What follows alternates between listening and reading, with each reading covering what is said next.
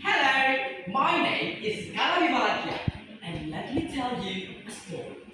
Not just a woman, but a warrior, a leader, and a legend. Burika, the lioness of the Icy Eye.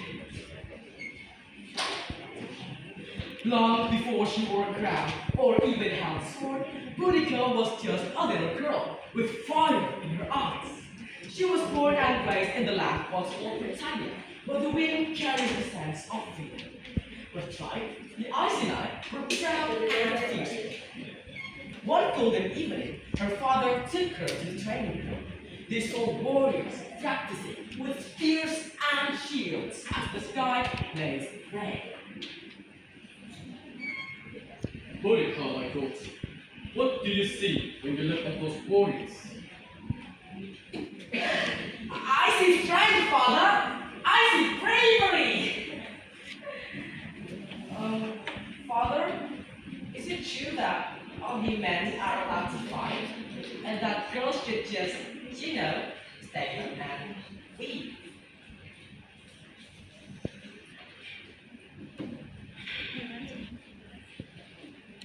Listen well, my daughter. A warrior is not made by the sword, but by the sword. If your heart burns with it, then yes, you can fight, even when the world tells you not to. Then I will fight for our people one day. From that day on, she trained with the boys, riding horses, throwing spears, and learning to live. While the others saw a little girl, the god saw a storm waiting to rise. Years passed, Burika grew into a tall, fierce woman with long auburn hair and a voice that could command an army. She married Rastalus, the king of the Iceland, and together they ruled with wisdom and pride. But soon, dark clouds gathered. The Rome had arrived! At first, the Iceland ate peace with the Romans, hoping to keep their freedom.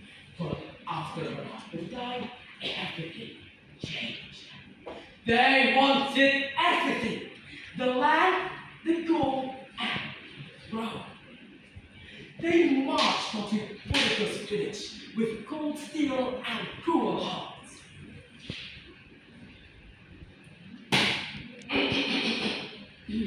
By order of the great Emperor Nero, this land belongs to Roma!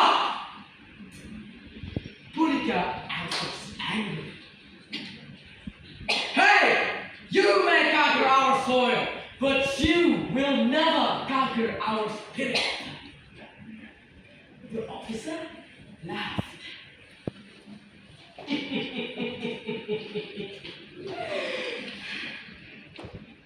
Now, capture her! Seize her daughters! Burika fell into the ground, bleeding blood from her. She swore under her breath. By the gods of my ancestors, Rome will pay! Days later, Burika stood before a tribe. Her voice trembled, not with fear, but with fury. Dear the people of the Iceni, remember, they took our freedom. They shamed our people. But they forgot who we are. We are the children of the earth, the warriors of the wind. Now, will you fight with me? The tribe people shouted. We will fight! The first Roman town they reached was Camelot. The Romans called it their first colony, but Boudica called it as a reminder of betrayal. She raised her spear to the sky and cried, "For freedom! For the Ice! The people roared and charged. The town burned. The Roman statues toppled, and the eagle of Rome fell into flames. One victory led to another. Dandelion burned. Vandulanium taken.